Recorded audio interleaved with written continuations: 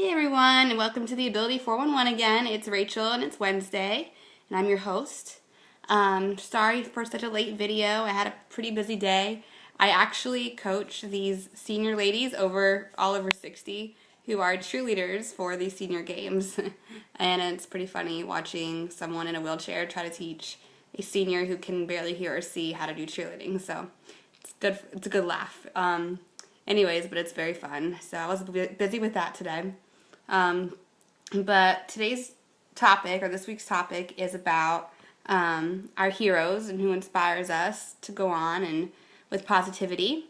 And I certainly have a few. As I've said many times, I'm only 2 years post, so I've definitely had to look for those inspirational people in my life to help me out through all of this.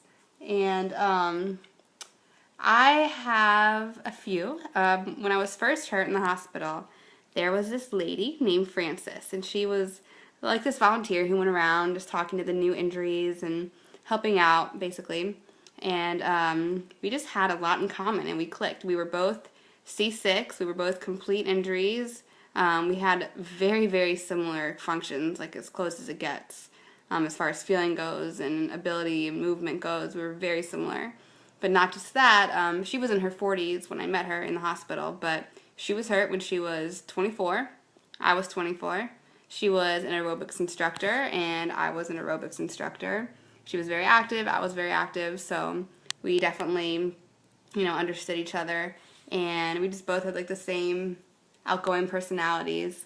But I wasn't sure that I could ever live on my own or be on my own, and though she has a caregiver and everything, she showed me that she could, she did a lot of stuff by herself. She was a quadriplegic, and at this point, I've actually gained a little bit more strength and function than she has. But even with her function, she can she has like a ceiling lift on a track system. So she can get this net, like this is the sling under herself, hook it up herself, put herself in her chair, which she uses a power chair. But she can get into her power chair by herself, and the sling can also take her to the bathroom. And with someone with less strength than I do, to be able to do that, that's pretty good. So that inspired me. Just little things. She could put her own bra on, and she could, even with zero finger function and less wrist function than I have, she did her own yard work. She got a power chair mainly because she liked to go out in her yard. She would clean her own pool and wash her own car, and it was just pretty inspiring to know that she was like, screw it, I'm literally going to do everything I can physically do, and figure out a way to do these things on my own. So very early on, I had her to look up to. Of course, I'm going to say my parents, because they've been there for me, and my mom has had to move down here to help me out, and she's just had a lot of strength through all of this.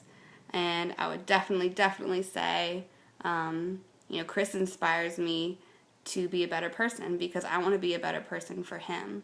So him just being around makes me happy and want to be better and want to do better, and he definitely pushes me when he sees me kind of saying, hey, can you help me with this? Which I do sometimes.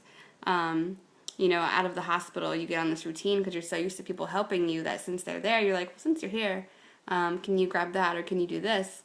And he'll be like, no, like, you do it.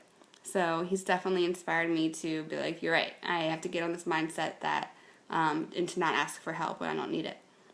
So, which I definitely try to do, but you do catch yourself sometimes, because you're like, oh, well, it's much easier, he's right there, so, I'll just ask him. But he keeps me on track and inspires me to do better, physically and emotionally. And like Tiffany said, just in general, other people's stories, because I was someone who I never did the why me, for very long anyways. At the very beginning, I was like, what's going on? But I was, I don't know why, I can't explain it, but I was never depressed.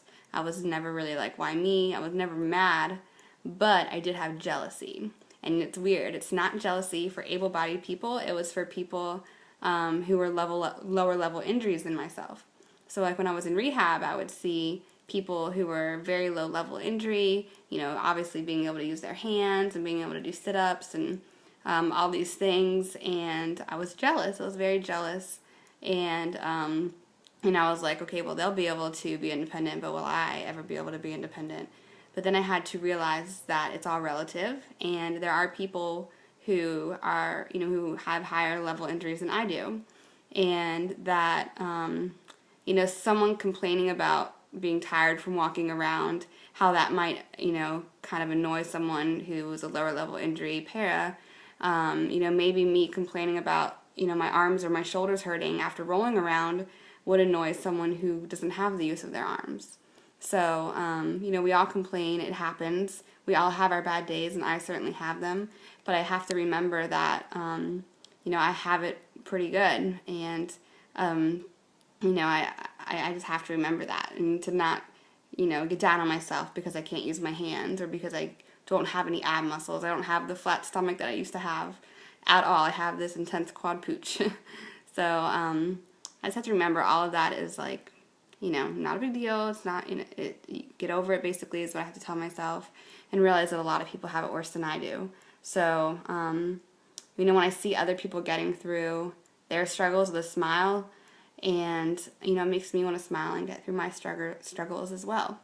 And I even met this woman who was a quadriplegic from, the neck down, completely paralyzed, no shoulders or arms or anything, had to have, couldn't breathe on her own. And I don't know how I would have handled that. I have no idea, because you don't know how you're going to handle something until you're in that situation.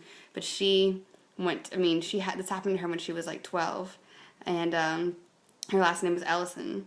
And she's a professor at Stony Brook now, and was a graduate of Harvard. So can you imagine being a preteen, becoming a quadriplegic from the neck down, and, having the strength to not give up at such a young age, and to move on in your education and go to Harvard? Definitely inspires me that someone could do that. And, it makes me want to go back to school for sure.